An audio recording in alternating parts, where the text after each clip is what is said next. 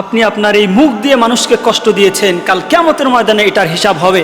আপনি আপনার হাতের দ্বারা মানুষকে কষ্ট দিয়েছেন, আপনি মনে করবেন না যে আপনি বেঁচে গিয়েছেন। অবশ্যই আপনার হাত, আপনার মুখ কাল কিয়ামতে আপনার বিরুদ্ধে সাক্ষ্য দিবে। আমরা আমাদের অঙ্গ প্রত্যঙ্গ, আমাদের হাতের মাধ্যমে, আমাদের মুখের মাধ্যমে যেই অন্যায়গুলো করতেছি, পাপাচার করতেছি, কাল কিয়ামতের ময়দানে এই আমার অঙ্গ প্রত্যঙ্গ আমার বিরুদ্ধে সাক্ষ্য দিবে।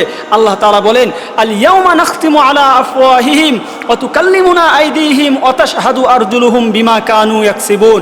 আজকে আমি তাদের মুখে পেরেক মেরে দেব, তাদের মুখকে বন্ধ করে দিব, তাদের হাত আমার সাথে কথা বলবে, তাদের পা আমার কাছে সাক্ষ্য দিবে।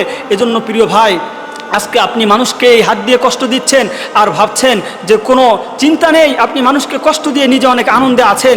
কাল কিয়ামতের ময়দানে আপনার অঙ্গ প্রত্যঙ্গের মাধ্যমে করা প্রতিটা গুনার হিসাব হবে। আপনার শরীরের যে অঙ্গ প্রত্যঙ্গ রয়েছে, আপনার হাত, পা, আপনার মুখ, জবান, সব কিছু আপনার বিরুদ্ধে অবস্থান করবে। এজন্য এই হাত দিয়ে গুনাহ করার সময় সাবধান থাকতে হবে। মানুষকে কষ্ট দেওয়ার সময় মানুষকে আঘাত দেওয়া যাবে না, এই ব্যাপারে আমাদেরকে সতর্ক থাকতে হবে। কারণ কাল কিয়ামতে অবশ্যই প্রতিটা বিষয়ের পুঙ্খানুপুঙ্খানু হিসাব হবে।